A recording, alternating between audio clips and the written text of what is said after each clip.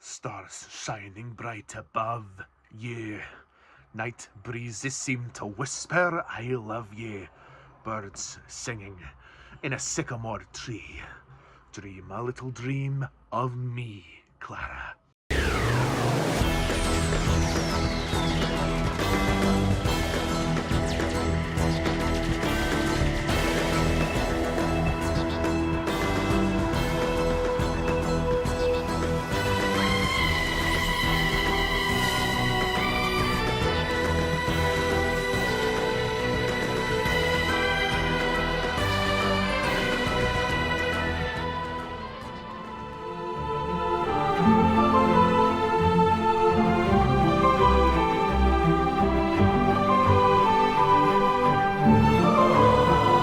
Hello, my fellow Whovians and subscribers, and welcome to my latest Doctor Who review. Yes, it has been a while. I apologise. I've had a very busy personal life, and finding time to do all of these reviews is difficult. I mean, I'm just about doing the movie reviews, but I thought, no, I need to carry on with Doctor Who, especially with the new season coming out. But I will eventually review Jodie Whittaker and Ncuti Gatwa. That's on the list, but I need to get Capaldi done as well. So I thought, no, it's time to come back, time to do this and carry on. But if there are delays with the reviews, please accept my apology. It's not intentional. Believe me, I just don't have the time that I used to. So today's Doctor Who review is Last Christmas. Last Christmas, I gave you my heart, but the very next day, you gave it away. Which is Peter Capaldi's first Christmas special as the 12th Doctor. It is the 253rd story of the show overall. And it also stars Jenna Coleman as Clara. Clara Oswald is in for one Christmas Eve that she's never going to forget. Reunited with the 12th Doctor, she faces what could possibly be her last Christmas. Something sinister lurks in an Arctic base at the North Pole, and it's beyond even the most terrible, nightmarish creatures the Doctor has ever faced before. Who are you gonna call? Santa Claus. I hadn't seen this episode since it first aired, which was over 10 years ago, so quite a long time I hadn't seen this. My initial thoughts when I first saw it were, I didn't care much for it. And unfortunately, I kind of feel the same way about it now. Last Christmas is not a terrible Doctor Who story, but I don't think it's a great Doctor Who story. The idea behind this story is that they have to face these villains called the Dream Crabs. There is a more technical name for the species, but most people just call them the Dream Crabs, so I'll call them that. And obviously, of course, by that, you understand that these crabs are crabs that infect your mind with a dreamlike state. They cling to your face, and they start absorbing your life by putting you in a dream state, and you think you're in this dream state and you're happy and everything, but you're actually dying. The life force is slowly being drained out of you, and it's up to the Doctor and Clara to stop these dreams from happening and to stop these crabs. So the idea is cool, and it's very kind of Inception meets Aliens. If you know the film Inception by Christopher Nolan, that's very much dreams within dreams, but done in a different way. So I see what Stephen Moffat was trying to do, but unfortunately, it's a bit of a hodgepodge of a script. As you know from Stephen Moffat, his writing is very up and down. I mean, we have Nick Frost in this story as well, who plays Father Christmas. He's fine. I mean, his characterization is kind of boring. He's very plain in terms of the way he plays it. He doesn't play it very jovial or very upbeat. He plays it kind of deadpan, which is unusual for Santa Claus. But considering Frost is normally a comedic actor, I would have thought he would have played it funnier, but he's kind of boring. I mean, he's not necessarily bad, but he's not really memorable, I would say. I think for me, the problem with this story is the writing. As it goes on, once we get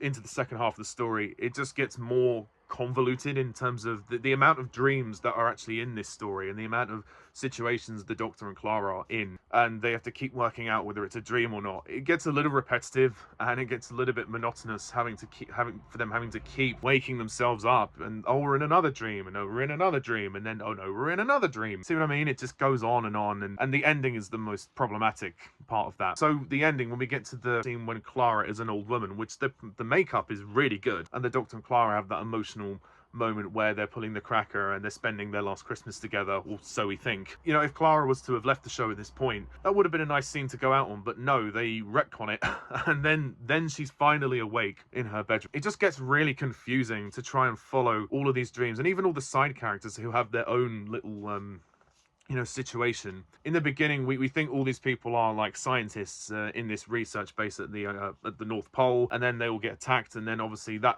is a twist that comes back later in the story, which is a good twist. But after that first twist happens, Moffat tries to one up that, and he keeps adding more and more and more, and I'm like, Steven, I'm struggling to follow this.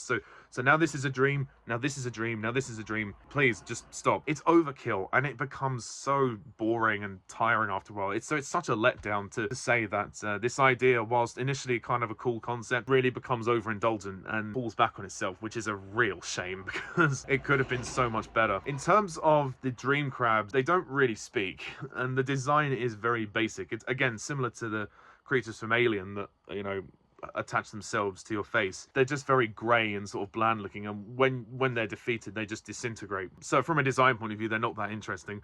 They're more interesting from the conceptual side of it, so they could have perhaps done a bit more to make them slightly more scary. In the first half, though, there are some scary moments, especially when Clara is being attacked by one of them, and I have to say, this episode has some of the best cinematography of the Peter Capaldi era by far. The dream sequence with Clara, Danny, and the Doctor, when Danny is dressed as Father Christmas, and the Doctor's trying to convince Clara and Danny this is a dream, although they sort of know it's a dream, but yet he's trying to convince them, something like that anyway. Whatever the case of the writing, the shots are beautiful. The close-ups with the Doctor and Clara and the Christmas lighting are very beautiful. They look so good. I thought, wow, this is cinematic. I could see this on the big screen. It's very impressive looking for a TV budget. That brings me on to Samuel Anderson as Danny Pink. He does come back for a cameo in this story. I almost felt that was really unnecessary. Given that Danny died in the previous story, you think that would be kind of final. They'd leave it at that, and that Clara and Danny have had their relationship. There was closure. She's moved on from his death now, but I just don't understand why they have to keep harping on about Danny. And it's like Clara, it makes the previous story redundant because Clara is at this point has supposed to have moved on from Danny, but no, she is sucked back into a dream where she thinks she can have him again. I mean, there's nothing wrong with the scene. It's harmless. It's not an offensively bad scene or anything. It's just unnecessary. I just don't understand why it's here. The only reason I can assume as to why it's here is the moment where he says every Christmas is last Christmas, which is obviously the theme of the story. So that they tried to tie that back in later on, but it just felt a bit too indulgent with what happened in the last story and also with the whole dream within a dream sequence. I'm all for adding emotional context to the story, but again, it was kind of too much. Performance-wise, everyone does a good job, aside from Nick Frost, really. The Doctor, Peter Capaldi is good in the story. He tries his best. Again, the comedy just doesn't land for me. There are some lines which I think are meant to be funny, but I'm sorry, his Doctor just can't pull off the comedy at all. Speaking of comedy, we do have these two elves, Santa's elves. I think their names are Ian and Wolf. Not funny. They make jokes about racism as well, which is a bit weird, or elfism. They don't land either. The humor doesn't really land in this. There's not a lot of humor, but when there is, it's very awkward. Clara, Jenna Coleman, this isn't one of the most annoying performances of Clara. I will give it that.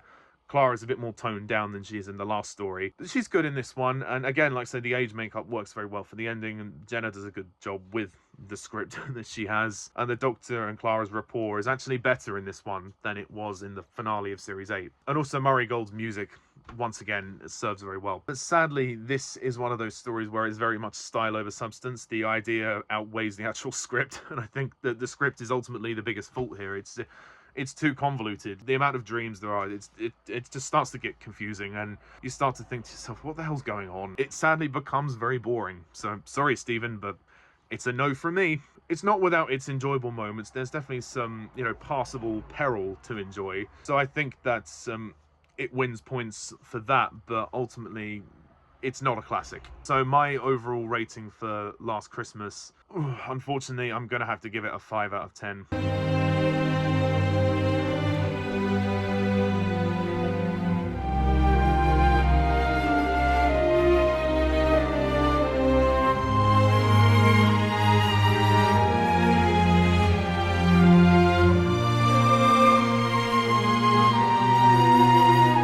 It's okay, it's just okay. Some really good ideas and some good technical aspects aside, there's just not enough here to rate it beyond that. So that's my review of Doctor Who Last Christmas. What do you think? Please comment down below, let me know. Don't forget to hit the like and subscribe button, and stay tuned next time when I review the 2-part opener to Series 9, which is The Magician's Apprentice and The Witch's Familiar. So until then, I'm Pajak's Perspective. See ya. Bye for now.